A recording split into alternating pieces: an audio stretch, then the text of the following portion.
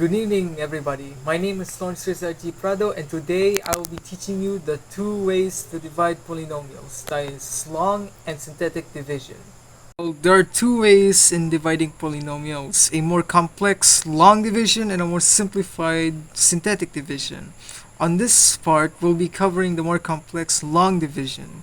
So, our first example will be x squared plus 3x minus 10 divided by x minus 2. So how do we come solve this? First, we arrange them, but on this case, it's already arranged on its own. But for other examples, we will have to arrange them. So we don't have to worry about that for now. So it becomes x squared plus 3x minus 10 divided by x minus 2. So how do we solve this? First, we start by dividing x with x. You can just ignore the 2 for now. Just x divided by x. So it becomes x, simply x. Then, with that x from above it, you multiply it, so it becomes x times x minus 2, so it becomes x squared minus 2x. Then you subtract this, and because it's subtracted, they actually swap, so it becomes plus, so it becomes 3x squared plus 3x plus x squared plus 2x. So it becomes 5x. Then you bring down the 10, including the minus sign as well. Then you divide the 5x with x, so it becomes simply 5x plus 5. Then you multiply that 5 by x squared, so it becomes 5x. Subtract, they reverse, so it becomes minus. So when you subtract that, it simply becomes 0 on both. So x plus 5 is the final answer. The second one is a lot more complex and actually requires us to organize it first. So let's get to it. 2x squared minus 4x cubed plus 5 divided by x minus 2. You should follow the same things I taught earlier by organizing it first, but here's the twist. Since we're missing an x, we have to substitute it by 0. So it becomes 4x cubed plus, negative 4x cubed plus 2x squared plus 0x plus 5, and divided by x minus 2. So it should be this overall the same as I explained earlier. So this time it has a number attached to it. So it's 4x cubed divided by x. So it simply becomes 4x squared. It simply subtracts 1 power from the x. Then negative 4x times 2x minus 2. So that becomes negative 4x cubed. It regains its power back, so it becomes cubed, plus 8x cubed. Then we subtract it, so it gets reversed, so it becomes positive 4x and minus 8x squared. So it's negative 6x squared. So anyways, negative 6x squared divided by x, so it simply becomes negative 6x.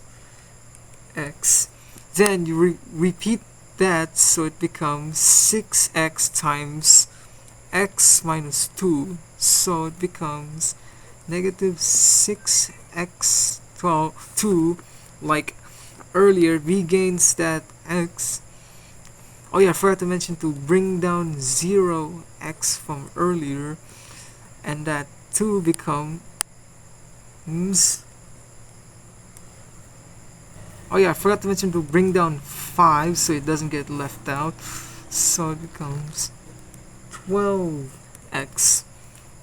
Then the same rule of thumb I said earlier repeats itself, so gets subtracted, the rule gets reversed, so it becomes positive 6x minus 12x. So since it's 0, it still remains 12x. Then we bring down that 5, so 12, negative 12. 12x divided by x simply becomes 12. No need for the x. Then reverse that, so it becomes 12 times x minus 2. So it regains that x back, negative 12x x plus 24. Repeat that again. We subtract, reverse it, so it becomes positive, and then minus 24, so it becomes 19, negative 19. So you might be asking, what do we do this remaining 19? Well, we divide it with the divisor. Actually, you don't need to do that, so the final answer becomes negative 4x squared minus 6x minus 12 minus 19 divided by x minus 2. So any remaining numbers divided by this, it should be like this. So that's the final answer. This third one is similar to the second one, but is somewhat more complex. So 8x cubed minus 1 divided by x minus 1. You might be asking, it seems quite short. Why is that? Well, because it's missing 2 of the x's, and last time we explained, you substitute the missing power by a 0. So it actually becomes 8x cubed plus 0x squared plus 0x minus 1 divided by x minus 1. It should be the same as our previous example, 8x cubed divided by 8x, so it becomes 8x squared. You subtract x whenever one power from the x whenever you are dividing, by the way, and 8x squared times x minus 1. You can actually do this individually, so 8x squared times 8x, so 8x cubed. You add it whenever, was it multiplying, by the way, then 8x squared minus negative 1 minus 1, so it becomes minus 8 squared. Then we subtract it, and since we explained earlier, it gets reversed, so negative 8x plus 8x squared, so becomes 8x squared. 8x squared divided becomes 8x, then 8x times 1 becomes 8x squared. You bring down 0 and 1s, you don't have to 0x and 1s, you don't have to forget about it later. Then comes 8x. Then we subtract, which reverses. Then we subtract, which reverses it, so it becomes negative 8 squared, x squared plus 8x. So we continue on with 8x. Then 8x divided by x simply becomes 8. 8x times x minus 1 becomes 8x. We bring down 1 minus 8. Then we subtract it again, which reverses it, so it becomes negative 8, then positive plus 8, so it becomes 7. Just like earlier, so just like what I said earlier, you divide the remainder with the divisor, so it becomes 8x plus 8x plus 8 7 x minus 1. So that's the final answer. This second method of dividing polynomials, synthetic division, is a lot simpler and can still give you the same result. Actually, you can use long division to confirm if your answer on synthetic division is correct. So we'll be covering our first example. We won't be confirming if they're correct by a long division though, since that would extend because it would make it a lot longer, but we'll simply cover synthetic division alone. No, we don't have to confirm any of that so far. So our first example is x cubed minus 2x squared plus 5x minus 3 divided by x minus 2. There's actually a lot of similarities between synthetic and long division. Like on this one, you have to arrange it in the descending order, but we only care about the coefficient, the number basically, and the variable and power can go for now. So it simply becomes 1 for the x, 2 negative 2 for minus 2x, 5, then negative 3, and this divisor gets reversed, it becomes positive, so divisor becomes positive 2. So how do we solve this? We start by bringing down the first number, which is 1. We have to put a minus so we can it. So it becomes 2 times 1, which becomes 2. And since this one is negative, it becomes 0.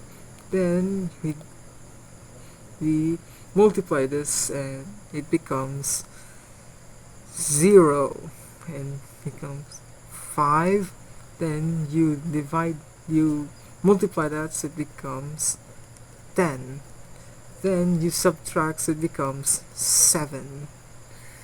So that is the final answer, being 1x plus 5 plus 7 by x minus 2.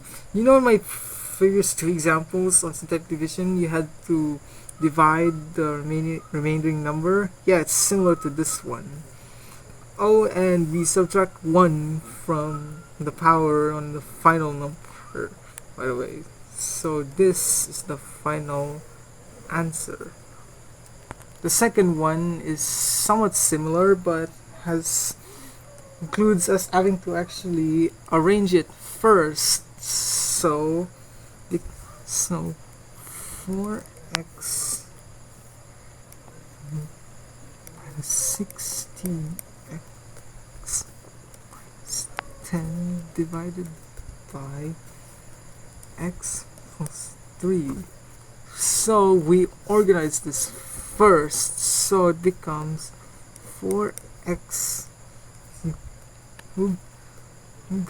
plus 0 x squared minus 16x minus 10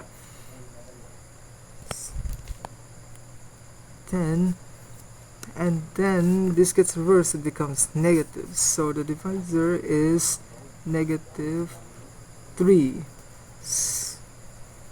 It becomes 4 plus 0 minus 16 minus 10, negative 10 plus 3. We bring down the 4, so 4 times negative 3 becomes negative 12, and since it's 0 it becomes negative 12. Then 12 times 3 becomes 36. 16, then negative 36 becomes 20. And 20 times negative 3 becomes negative 60, and negative 10 times negative 60 becomes 70.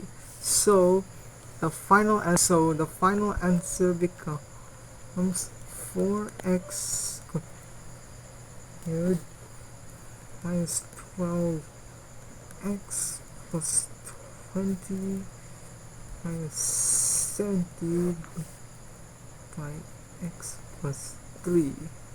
So that's the final answer. The third example is similar to the previous two and should work as a rebreather in case you did not understand the first two. So 2x plus 5x3 minus 7 divided by x plus 5. So it should be similar, like we should organize it first. It becomes 5x3 plus 0x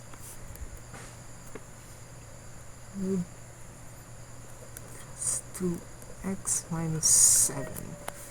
So it becomes 5, 0, 2, and negative 7 with the divisor being negative 5.